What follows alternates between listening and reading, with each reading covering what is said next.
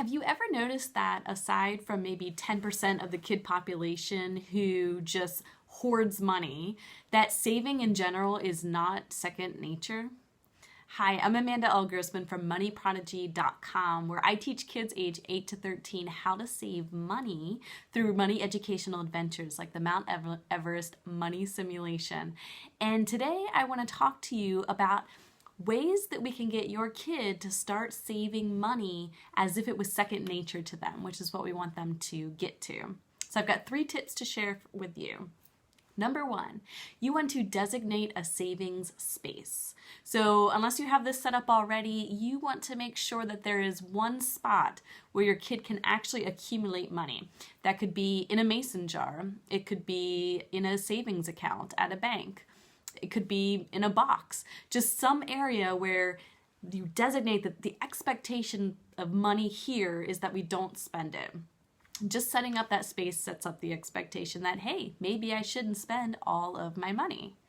Tip number 2, I want you to go ahead and let your child name their savings space in accordance with what their savings goal is. So let me back up for a second there.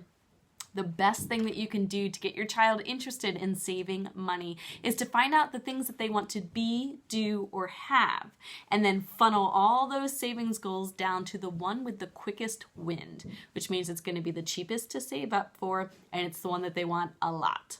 I've got a 1-page decision savings matrix that you can actually give your child and work through all of their wants, all of their experiences that they want to have, everything they want to buy right now, and they can get down to the quickest win savings goal because we want them to come back to the goal setting line again and again and again, so they need to have a couple quick wins in the first couple of goals that they set.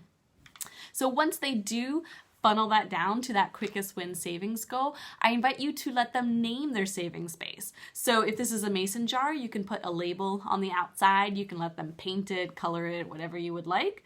If this is a savings account, you can go online and you can change the nickname of the account to whatever nickname they want. Just make it fun and make it around the savings goal. And tip number 3, I want to make sure that you have a consistent kid money system set up.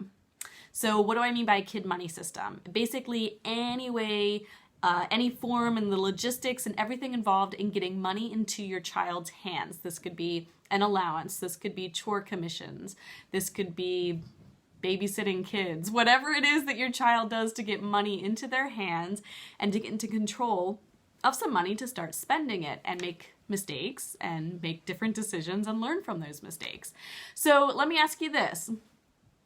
If your boss gave you a $1,000 paycheck 2 weeks ago, and this paycheck was $2,600, but then 2 weeks from now you got no paycheck at all, would you be able to save any money?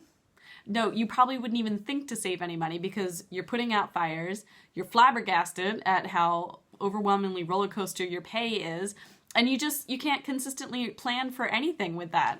So the same is true of your child. If they don't know what they can consistently count on to get in a kid money system, whether that be allowance or chore commissions or anything, then maybe they're putting out some fires and maybe they don't know that they can plan ahead and that they can put money aside in a savings plan, knowing and trusting that more money is coming. So that's why it's so important to get a consistent kid money system going in order to help your child start to save for that first goal.